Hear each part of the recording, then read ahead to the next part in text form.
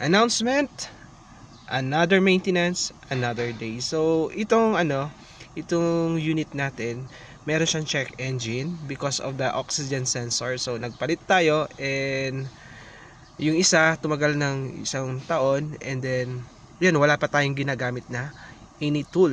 Okay, but ngayon bumalik yung yung issue na yun, and then only to find out na nung bumili ako ng bago, ganun pa rin siya. So sabi ko, kailangan na ng scanning tool. So ito, so upon checking, bumalik siya. So nilinis ko yung kanyang terminal, and then now pwede na natin tignan sa live data stream niya.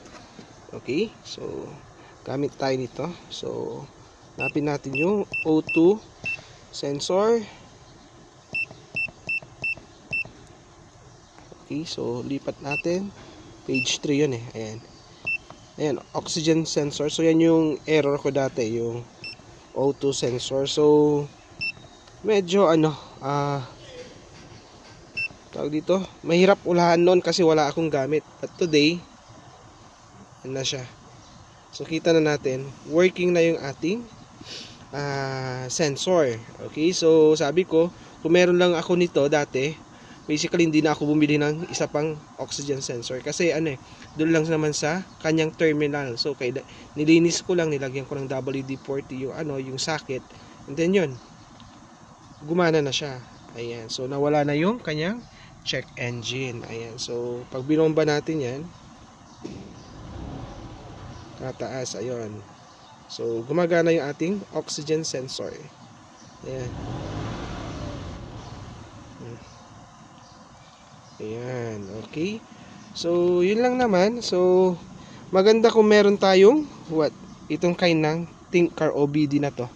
Maganda siya kasi pwede siya mag live data stream ng ating mini-maintain na sasakyan.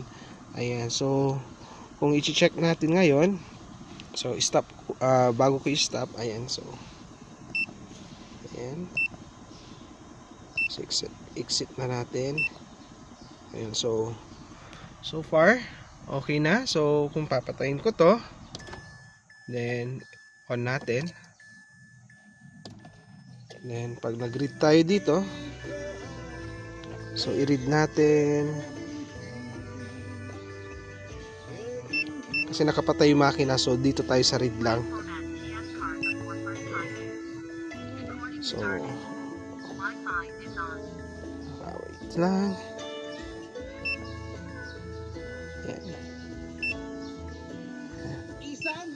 Isang barangay habang buhay sa Barangay FM 93.5 for every barangay. So magda-diagnose siya. So wala nang fault code. Ayan. So kahit i-check natin yung iba, kung paano niyo na isulat yung kantang yan. Pero bibitinin ko muna kayo ha. Dahil ito na wala na rin. Permanent. Ito talagang wala yan kasi oxygen sensor lang. Ayan. So all goods na yung ating unit. So gumagana na yung sensor. So no worries na doon sa ating check engine. Syempre pag ganyan, okay, nakaganyan lang yan kasi hindi po maandar. Pero pag pinaandar natin, ayan na siya. So nawala na yung check engine. Ayan. So drive ko na siya ng more than 10 kilometers at hindi na rin siya bumalik. So yun lang yung sharing ko today. So yun lang mga lods.